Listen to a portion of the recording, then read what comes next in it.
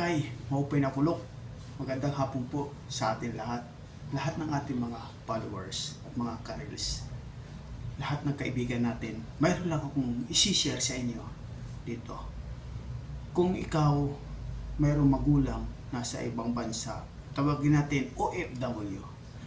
Mayroon kang anak dito sa Pilipinas na pinapag-aral mo. Ito yung aking tip para sa iyo. Ikaw anak na sumusuporta sa iyong magulang. Kung magulang mo nagpabigay sa iyo na para suportahan ka, kailangan ang magulang mo, masuklian mo na para siya matuwa. Lahat ng pagod ng magulang mo pag nakita sa iyo na magandang hangarin na pinapakita mo sa magulang mo, ang magulang mo hindi magdadalawang isip na ipagpatuloy ang pagsuporta sa iyo. Napakasaya. Iyan ang pinakamaganda ng regalo sa nanay mo. Kailangan kung ikaw nag-aaral, pagbutihin mo para ang pagod ng nanay mo maging masaya, makakabawi para sa iyo.